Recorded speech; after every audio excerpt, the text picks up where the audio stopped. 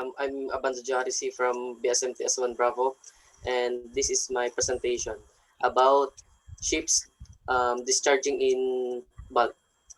The object of bulk carriers cargo discharge plan is to discharge cargo safety to reduce likelihood of ships structure overstressed during cargo work and to remain within the limitation as specified by the classification society. And the ultimate goal is to deliver cargo in the same condition it was loaded. Sir, so this is the picture of um, ship's cargo or cargo discharging in bulk, sir. Okay, good. Sir, Okay, go. I'm Apanto Joharisi from BSMTS1 Bravo, and this is my demo or presentation about cargo discharging in bulk. The object of bulk carriers cargo discharge plan is to discharge cargo safely to reduce likelihood to ships structure ano yun? Overstressed during cargo work and to remain within the limitation as specified by the classification society. And the ultimate goal is to deliver cargo in the same condition it was loaded. So this is the picture about the cargo discharging in bulk, sir.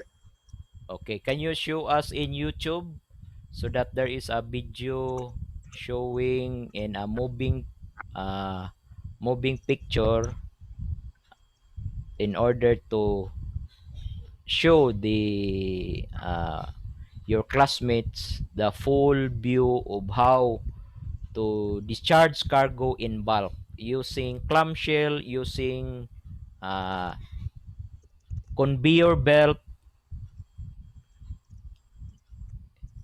Okay, that's one. That's good. You can click it, then you can, yeah, Sir,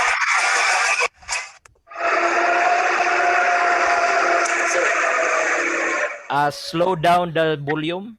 You can slow down the volume in YouTube. In YouTube, Slow down. yeah. Okay, good. Can you explain a little bit further?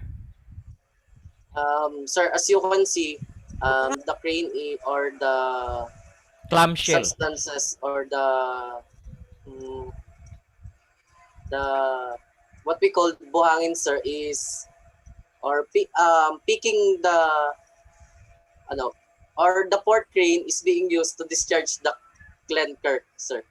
Yes, okay. Clinker means yung pang ano sa ano, yung mga energy plant ba? Clinker yan siya. Or it could be coal or it could be clinker yan siya. Yun ang ano pang bigay power ng mga any properties. So that one using a clamshell, not a conveyor. Some are conveyor and that one will be a clamshell. Okay? So is that discharging or loading?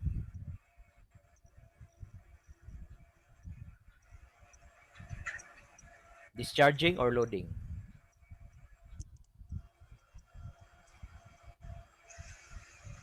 Okay?